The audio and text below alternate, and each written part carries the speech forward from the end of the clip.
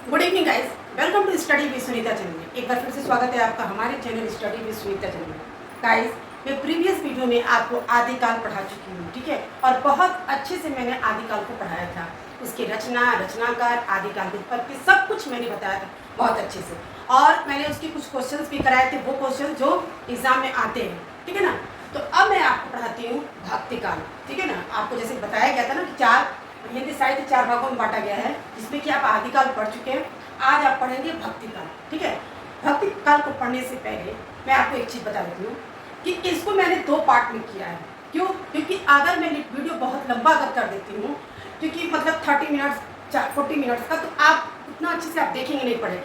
इसीलिए मैं पहले ही आपको बता दे रही हूँ कि इस वीडियो को मैंने 2 पार्ट्स में बनाया है। थोड़ा 10-10 मिनट का अगर वीडियो आप देखेंगे तो आपको अच्छे से जल्दी से समझ में भी आ जाएगा और आप देखना भी पसंद करेंगे। 10 मिनट का वीडियो सोचेंगे अरे लाओ देख लेते इसमें क्या पढ़ाया गया, तो आप देखेंगे, ठीक है ना। इसीलिए मैंने इस साहित्य को क्या 2 पार्ट में मैंने पढ़ाया था। आज का जो पार्ट है पार्ट 1, जिसमें आप पढ़ेंगे क्या, क्योंकि इसकी शाखाएं, उनकी कवियाँ, उनकी सब। नेक्स्ट वीडियो में आप उनकी रचनाकार पढ़ेंगे, जिसमें कि आपको वो रचनाकार जो एग्जाम में आते ही इंपॉर्टेंस है। और इसी से मैं आपको आज क्वेश्चंस बता दूंगी, कैसे कैसे क्वेश्चंस बनते हैं और एग्जाम में आते हैं, और कुछ क्वेश्चन भी आपको कराऊंगी, ठीक है ना। तो चलिए स्टार्ट करने से पहले एक बार फिर से स्वागत करते हैं हम अपने channel study with Sunita channel. Guys, please मेरे चैनल को सब्सक्राइब करिए, लाइक करिए, शेयर कीजिए, ठीक है। देखिए, भक्तिकाल का इतिहास कहाँ से कहाँ तक का है, ठीक है। 1350 से लेकर 1650 ईस्वी तक का भक्तिकाल का इतिहास माना जाता है। अलग अलग कवियों का अलग अलग मत है, लेकिन यहाँ से आपका स्टार्ट 1350 से 1650 तक का है, ठीक है। अब होता है कि भक्तिकाल को हिंदी साहित्य का स्वर्ण काल कहा जाता है, ठीक है ना। तो स्वर्ण काल क्यों कहा जाता है, एक प्रश्न ये बन सकता है, आप खुद से भी प्रश्न कर सकते हैं कि भक्तिकाल को स्वर्ण काल क्यों कहा जाता है। देखिए, भक्तिकाल आदिकाल के समय में, उस काल में क्या कवियों वीरों की बात होती थी, ठीक है ना, उन योद्धाओं के बारे में बात कही गई है। मतलब शुरुआती की बात है, क्योंकि आदिकाल का प्रारंभिक बात है। यहाँ पे भक्ति काल में आप भी उन कवियों की बात है, भक्ति की बात है, ठीक है ना। वो परमात्मा से अपनी भक्ति के बारे में यहाँ बात हुई है, ठीक है, कि आत्मा और परमात्मा की बात, ठीक है। तो वो अपने परमात्मा से कितना प्रेम करते हैं, ठीक है। वो उसमें उस स्वर्ण काल में इस बहुत ही सुंदर और बहुत ही अच्छा से मतलब भक्ति की कवियों ने भक्ति की वर्णन किया, रचना किया है। इसीलिए इसको भक्ति काल को स्वर्ण काल कहा जाता है, ठीक है। तो आपको ये भी बात समझ में आएगी कि भक्ति काल को स्वर्ण काल क्यों, क्योंकि भक्ति से समझ में हमको ये तो आ ही जा रहा कि भक्ति की क्या बात है। तो भक्ति किसकी करेंगे, भक्ति हम परमात्मा की, उस ईश्वर की करते हैं, ठीक है ना। तो उन्हीं की को कि परमात्मा को उनकी अपनी तरफ कैसे समर्पित किया, कैसे क्या, तुम उसी को हम क्या कहते हैं, स्वर्ण काल कहते हैं। क्योंकि उसमें भक्ति काल में कवियों ने इतना सुंदर हर चीज़ लिखा है, बहुत अच्छे से इतना लिखा है कि आज भी उन रचनाओं को, उन कवियों को, उसको हम याद करते पढ़ते हैं। जैसे तुलसीदास की लिखी हुई रामचरितमानस आज भी हम पढ़ते हैं और याद करते हैं, ठीक है ना।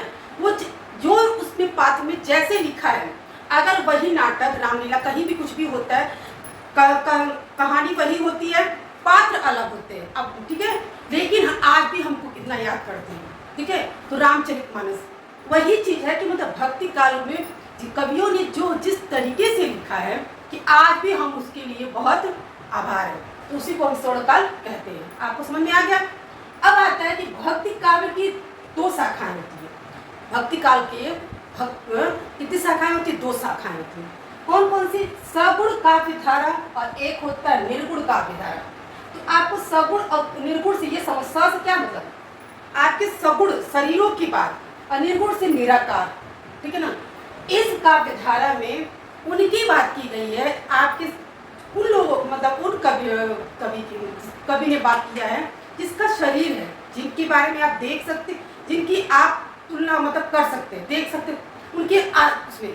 और निर्गुण में केवल आप आत्मा और परमात्मा की बात, ठीक है ना। भाई आप परमात्मा को देखे नहीं है, उन परमात्माओं के बारे में, ठीक है ना, ज्ञान दिया है, तो वो बातें निर्गुण शाखा धारा में। और इसमें सगुण में शरीर को देखते हुए कैसे, जैसे कृष्ण की भक्ति जो है, आप कृष्ण की भक्ति उनको देखते हुए उनकी भक्ति किया है, ठीक है, कैसे हैं, क्योंकि हम ये रचना कल्पना कर सकते हैं, ठीक है, कृष्ण कैसे थे, क्योंकि क्योंकि हम लोगों ने पढ़ा है, सुना है कि कृष्ण सांवले हैं, तो कैसे सब कुछ हम लोगों ने पढ़ा, तो हम लोग उनकी देख की रचना को उनको हम लोग कर सकते हैं, ठीक है ना। तो सगुण काव्य धारा में ये 2 शाखाएं होती हैं। अभी तक आपने पढ़ा कि भक्ति काव्य की कितनी शाखाएं होती हैं, तो भक्ति काव्य की 2 शाखाएं होती हैं, सगुण काव्य धारा, निर्गुण काव्य धारा। अब पढ़ना है कि सगुण काव्य धारा की कितनी शाखाएं होती हैं, तो 2। देखिए मैंने ऐसे लिखा भी है, 2 शाखाएं होती है। कौन कौन सी? कृष्ण भक्ति, ठीक है ना, और राम भक्ति काव्य। तो आप तो जानते ही हैं कि कृष्ण की भक्ति और राम की भक्ति अमोल है, ठीक है ना, कितनी प्रचलित है, अमूल्य है, अमूल्य है, ठीक है ना। तो आपको पता ही है, ठीक है ना।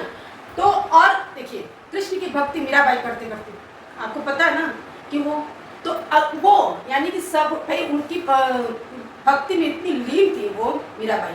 तो यहाँ पे देखिए कृष्ण भक्ति काव्य और राम भक्ति काव्य।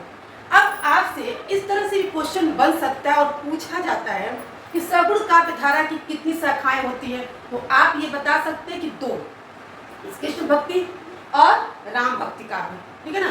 अब कृष्ण भक्ति काव्य के प्रतिनिधि कौन है, तो आपको पता ही है कि सूरदास जी ने क्या भक्ति लिखी है, क्या रचनाएं उनकी लिखी है, ठीक है ना। आपको पता ही है सूर सरावली, तो जो आप आज तक भी हम उसको पढ़ते हैं और समझते हैं। तो उसकी प्रतिनिधि, अगर ऐसे भी क्वेश्चन पूछता है कि कृष्ण भक्ति के प्रतिनिधि कौन है, तो आप बता सकते हैं, लिख सकते हैं सूरदास जी, ठीक है। और राम भक्ति के काव्य के प्रतिनिधि कौन है, तो तुलसीदास, ठीक है, जिन्होंने रामचरितमानस लिखा है, ठीक है, जिसका अगर हम कहीं भी रामलीला होती है तो रामचरितमानस उसी तुलसीदास जी का लिखा हुआ है, लेकिन बस पात्र अलग है और वो उसी रामचरितमानस के पात्र के अनुसार वो लोग नाटक करते हैं, ठीक है ना। तो आज भी हम रामचरितमानस को यानी कि राम भक्ति के जो काव्य को याद करते हैं, तुलसीदास को, इन्होंने रामचरितमानस को क्या सुंदर वर्णन किया है, क्या लिखा है, ठीक है ना। ये थे आपकी सगुण काव्य धारा के 2 शाखाओं, जिसमें कि मैंने आपको कृष्ण भक्ति और राम भक्ति काव्य के बारे में बताया। अब आता है निर्गुण काव्य धारा, जिसमें कि मैंने बताया निर्गुण काव्य धारा जो निराकार है, ठीक है ना। अब जैसे इसकी 2 शाखाएं हैं, ज्ञानाश्री और प्रेमाश्री शाखा। ज्ञानाश्री शाखा मतलब इसमें संत काव्य आते हैं, ठीक है, और प्रेमाश्री शाखा में सूफी काव्य आता है, ठीक है। तो ज्ञानाश्री शाखा का मतलब ये होता है इसमें जो काव्य मतलब कवि थे वो केवल ज्ञान देते थे, ठीक है ना, वो ज्ञान देना चाहते हो बस, ठीक है। इसीलिए इसमें क्या होते हैं, कबीर जी के दोहे आप सुनिए कितनी ज्ञान होते हैं इसमें। तो मतलब कहा जाता है कि ज्ञानाश्री शाखा यानी कि संत काव्य में, ठीक है, इसमें ज्ञान की बात होती है, और ज्ञानाश्री का मतलब ही आपको समझ में आ जाए यहाँ ज्ञान की बात है। तो ज्ञानाश्री यानी कि इसके प्रतिनिधि कौन है, कबीर जी है, ठीक है। तो आपको वैसे भी समझ में आ जाएगा कि जब भी आपसे क्वेश्चन ये पूछता है कि संत काव्य के प्रतिनिधि कौन है, तो कबीर जी, ठीक है।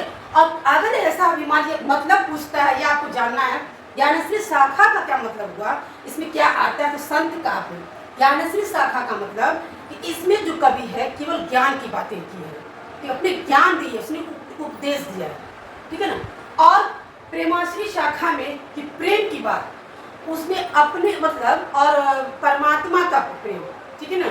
जैसे तो प्रेम की बात देखिए, जैसे प्रेमी प्रेमिका की बात, तो क्या अपने को प्रेमिका बनाना और परमात्मा से प्रेम करना, इस तरह का वर्णन उसमें किया है। तो मतलब इसमें प्रेम की बात, तो प्रेम की बात की कैसे, आत्मा और परमात्मा की बात, आपकी आत्मा परमात्मा की तरफ कितना लीन है, ठीक है ना, उनके प्रति कितना प्रेम है आपको, ये सब वर्णन आप प्रेमाश्री शाखा यानी सूफी काव्य में किया गया। और सूफी काव्य के प्रतिनिधि कौन है, जायसी है, जिसका पद्मावत रचना जो है अति सुंदर लिखा गया, बहुत मतलब उसमें आप पढ़िए और उसको बहुत अच्छे से। तो यही थी आपकी जो भक्ति काल की जो पहली क्लास यही है, ठीक है ना। मैंने आपको पहले बता दिया कि मैं 2 क्लास इसमें लेके आता, जिसमें आपको मैंने पूरा अच्छे से डिटेल से समझाया है। फिर मैं एक बार और रिवीजन करा रही हूँ, ठीक है ना। तो जब नेक्स्ट वीडियो में क्या रह जाएगा आपको कि केवल रचना और रचनाकार, ठीक है। तो देखिए भक्ति काल को ऐसे प्रश्न भी पूछ सकते हैं, और भक्ति काल को स्वर्ण काल क्यों कहा जाता है, मैंने बता दिया कि स्वर्ण काल इसलिए कहा जाता है कि इसमें जो भी कवि हैं, ठीक है ना, उसमें जो कवि हैं उसमें सारी अपनी रचनाओं को बहुत ही अति सुंदर अपने प्रेम का, ज्ञान का वर्णन किया है। ठीक है, इसलिए इसको भक्ति काल को स्वर्ण युग कहा जाता है। अब भक्ति काव्य धारा को हम दो भागों में बांट सकते हैं, यानी कि दो शाखाएं होती है, कृष्ण यानी सगुण काव्य और निर्गुण। सगुण की दो, कृष्ण भक्ति काव्य, राम भक्ति काव्य। अब आपको भी पता है कि कृष्ण भक्ति काव्य, ठीक है ना, के प्रतिनिधि आपको हमेशा से आप पढ़ते आए होंगे कि कृष्ण भक्ति के यानी कि सूरदास जी हैं। ठीक है, और सूरदास जी ने इनके जो कवि रचनाएं लिखी है बहुत बहुत अति सुंदर और बहुत मतलब के। ठीक है, और राम भक्ति काव्य के प्रतिनिधि कौन है? तुलसीदास ने रामचरित मानस लिखा है। फिर है निर्गुण काव्य धारा, जिसकी दो शाखाएं हैं, ज्ञानाश्री शाखा और प्रेमाश्री शाखा है। ज्ञानाश्री शाखा में संत कवि आता है और प्रेमाश्री शाखा में सूफी काव्य आता है। ठीक है, जिसमें कि संत काव्य यानी कि जो ज्ञानाश्री शाखा के संत काव्य है उसमें ज्ञान और उपदेशों की बात की है, और प्रेमाश्री शाखा में इसमें प्रेम की बात, आत्मा परमात्मा इस तरह की बातें की गई हैं। ठीक है ना, संत काव्य के प्रतिनिधि कबीर जी है। ठीक है ना, और सूफी काव्य के प्रतिनिधि जयसी है। तो गाइस, आज मैंने आपको भक्ति काल में, ठीक है, ये भी बता दिया स्वर्ण काल क्यों कहा जाता है, इसकी काव्य धारा कितनी होती है, इसकी शाखाएं कितनी होती है, मैंने पूरे अच्छे से आपको समझा कर बता दिया। और मैं अच्छी तरह जानती हूँ कि आप वीडियो को अगर पूरा देखेंगे और अच्छे समझेंगे, क्योंकि मैंने कम समय में अच्छी जानकारी देने की कोशिश की है। मैंने अगर मैं चाहती तो पार्ट 1 पार्ट 2 एक ही बार बना के आपको बता देती, लेकिन कोई इसका मतलब नहीं था, इसीलिए मैंने इसको 2 पार्ट में किया है, ताकि आपको अपना अच्छे से अपना बेस्ट देने को मैंने कोशिश की है। मैंने पूरा अच्छे से आपको समझाया और आपको समझ में भी आ जाएगी, वीडियो को पूरा देखिएगा गाइस। तो प्लीज़ मेरे चैनल को लाइक करिए, शेयर करिए, सब्सक्राइब करिए। मिलते हैं नेक्स्ट वीडियो में जल्दी ही।